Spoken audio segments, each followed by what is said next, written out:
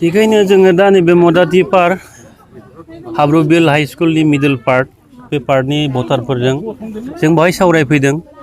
सावरायफैनायनि उद्देश्यआ बेनो जेरै जोंनि गेजेराव दिनै निर्बाचन एबा इलेक्शननि मोनसे ढौ फैदों। जों बाय जौथ' भाबै बिजेपि, इउपिपिएल आरो जिएसपि, एजिपि दिनै जोङो बिजेपि आरो इउपिपिएल दङ। जोङो बावहाय रायजो राजाफोरजों सावरायदों, रायजोफ्रा लोब ओंखारबोदों आरो गासैबो जायगायाव जोङो दिनै गिदिं गिदिं नुदों जे इउपिपिएलनि थिखांजानाय बिजाथि बिथां जिरन बसुमतारी बियो दिनैहाय मोनसेल' पार्टिनि मानसि नंलिया। दिनै बिजेपि दोलोनिबो बिथाङा समर्थित प्रार्थी, एजिपि दोलोनिबो आरो जिएसपि दोलोनिबो समर्थित प्रार्थी हिसाबै गसाइगाव समस्ति हिसाबै जोङो थांनाय बारावहाय बिथां समनाथ नार्जारिया 60,000 भट मोन्दोंमोन।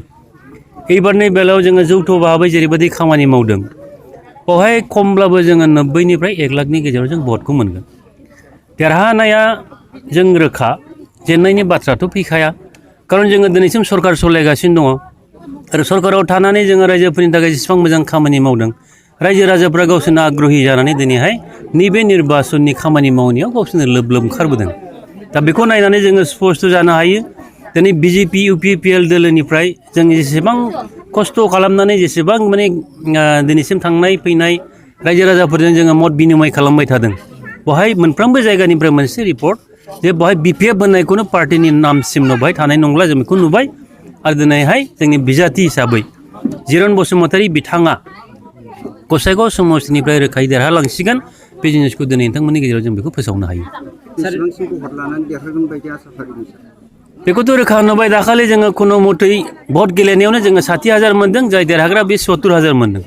दा बेनि गेजेराव जोङो जेसेबां हिसाब खालामदों रायजो राजाफ्रा दिनै बिपिएफनि 70,000निफ्राय जुदि 50,000 फैदेरोब्लाबो जों खमसे खम 1,30,000सो आसा खालामो।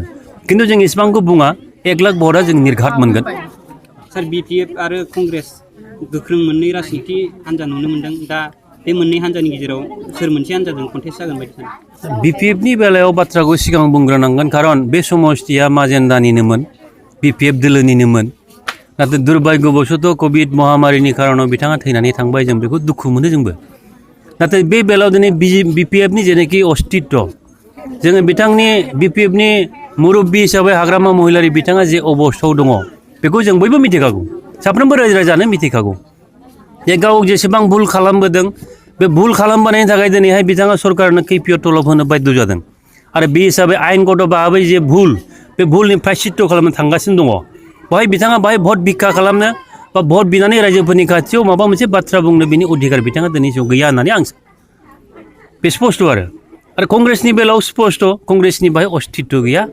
दिनैहाय दल बिदिनो गावसा गावसि जाखांनायनि उनावहाय दिनै गोबां मानसिफ्रा कंग्रेसनि जानानै, सोरबा तृणमूल कंग्रेस जानानै, सोरबा भटार्स पार्टी